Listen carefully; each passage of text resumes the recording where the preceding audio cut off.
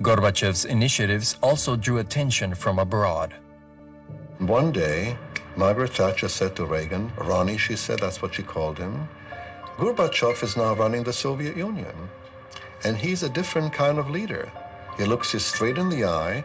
I think you can do business with this man. And really, said Ronnie, and he said, I'm going to try, take you up on this. So he decided to meet with Gorbachev, first in Geneva, then in Reykjavik, Iceland, and they actually made a deal, the first real disarmament treaty in the history of the United States and the Soviet Union. It was Ronald Reagan, of all people, who decided no longer to be a crusader, to become a pragmatist. He never called Russia, the Soviet Union, an evil empire again after he met Gorbachev. Strong and fundamental moral differences continue to exist between our nations, but today, on this vital issue, at least, we have seen what can be accomplished when we pull together.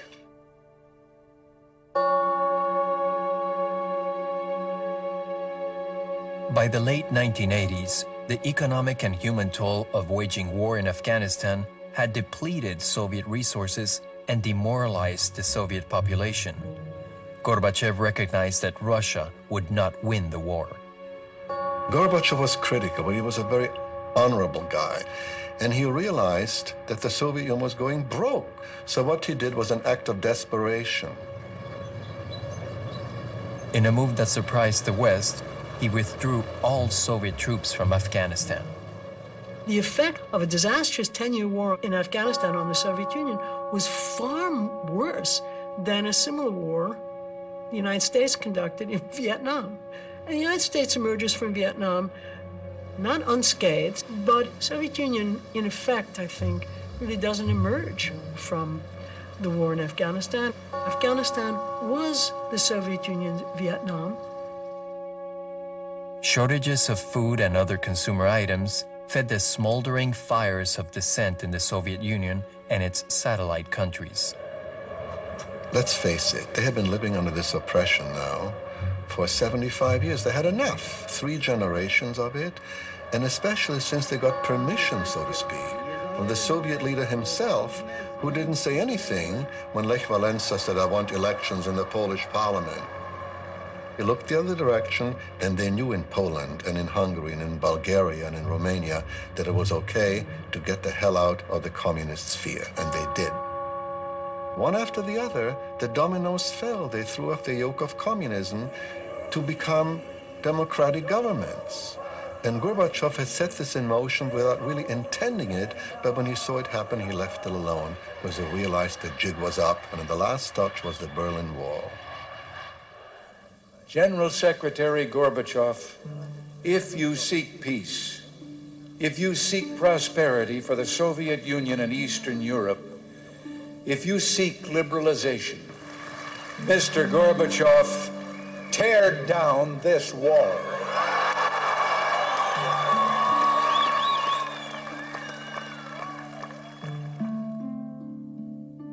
Communist regimes of Eastern Europe began to fall in the late 1980s. The German citizens themselves took to the streets to dismantle the most powerful symbol of Soviet repression. It was sort of like when Nelson Mandela was freed. I remember thinking that I would never actually see this happen. There are thousands of people here in front of the wall at the Brandenburg Gate at this hour. Hundreds. It was something, a lot of the newscasters, I remember how touched they were, especially the older ones that had been through the 10, 15, and 20 years of that or longer. It was really something to see that come across in their voice. When the Berlin Wall came down, I thought, we finally won the war. I used to hang out at this little bar, and a lot of the Vietnam veterans would come in there, and I would tell them, you know what, you won the war. It just took a little bit longer. I said, but because of you, we won the war. And I don't know how many veterans actually started crying when I told them that. And I thanked them. I would say, thank you for what you did, for going out there and fighting for our country. Soon after the collapse of the wall, the Soviet Union itself collapsed from within.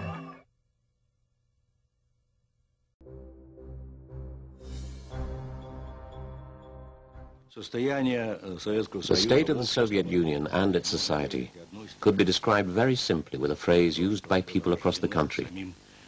We can't go on living like this any longer. That applied to everything. The economy was stagnating, there were shortages, and the quality of goods was very poor.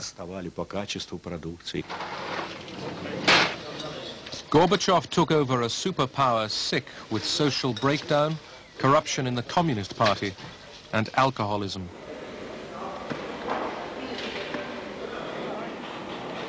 To tackle these ills and to revive a decrepit economy, Gorbachev called for reconstruction, or perestroika, and a new spirit of honesty, glasnost.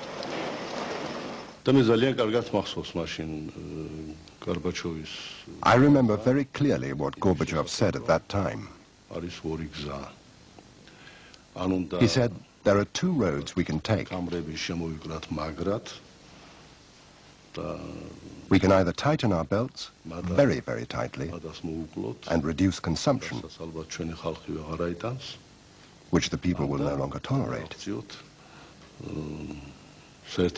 Or we can try to diffuse international tension and overcome the disagreement between East and West,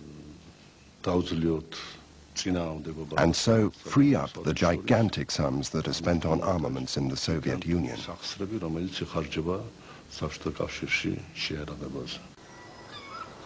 Reykjavik, Iceland, the second Reagan-Gorbachev summit. Gorbachev now decided to re-examine Reagan's first ever arms control proposal, known as the zero option. Reagan had offered not to deploy cruise and Pershing missiles in Europe if the Soviets withdrew their SS-20 rockets. Brezhnev had turned Reagan down flat. Now Gorbachev wanted to cut a deal. He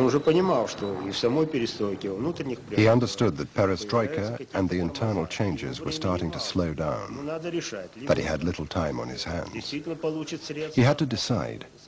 Either he could free up resources from the arms race, or he'd be forced to look for them elsewhere. I was with him when he decided to confront Reagan with the question, did he or didn't he want an agreement? Did he or didn't he want disarmament? Ronald Reagan did want disarmament, but would he give up his Strategic Defense Initiative, SDI? I said, okay, let's not even leave 100 missiles. Let's abolish them completely and go for the zero option. This came as a shock. Everyone was surprised. Reagan hit the table and said, well, why didn't you say so in the first place? That's exactly what I want to do. And if you want to do away with all weapons, I'll agree to do away with all weapons. All weapons, of course we'll do away with all weapons. Good. That's great. Now we have an agreement, yes. But you must confine SDI to the laboratory. No, I won't, said Reagan. No way.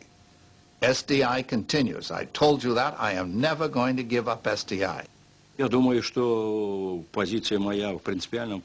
I think that my principal position was and remains the same.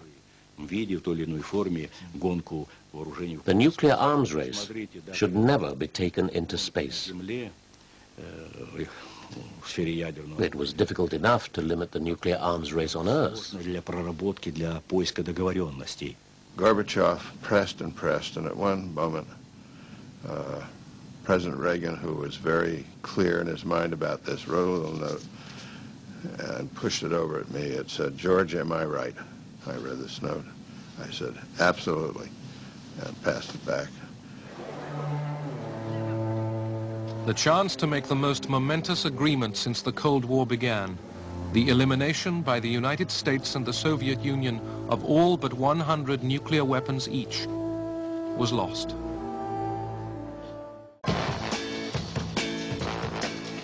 Media, the fax machine, the computer, were opening up the USSR. Gorbachev and the Politburo watched satellite TV in their offices. After Olympic boycotts, the 1986 Goodwill Games were seen live both sides of the Iron Curtain.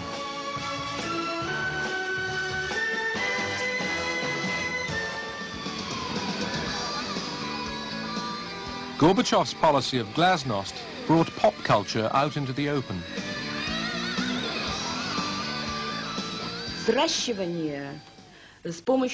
A new breed of young people was created by our intellectuals, a breed that rejected all our Soviet past. This was moral degradation. Our youth was being turned into human robots. The Soviet people were being plunged into wrenching change.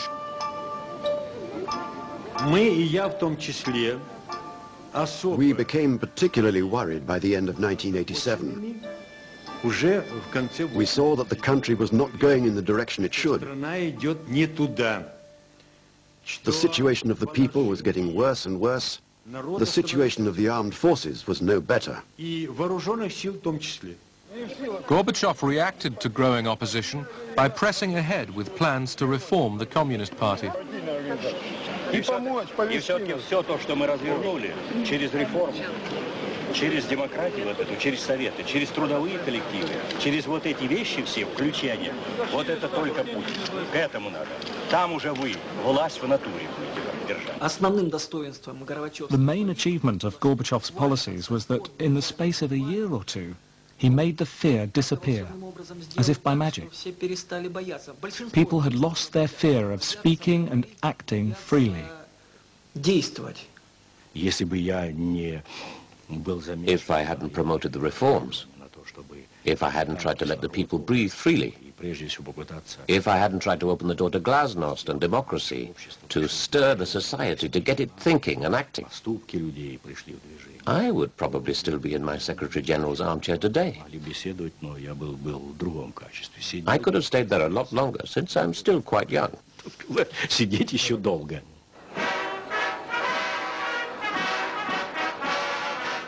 Washington, D.C.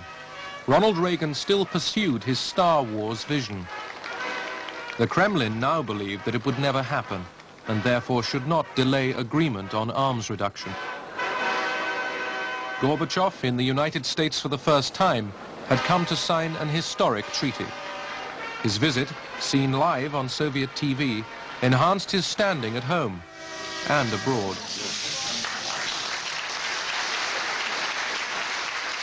Ronald Reagan and Mikhail Gorbachev signed a far-reaching agreement. For the first time, an entire category of nuclear weapons was to be abolished.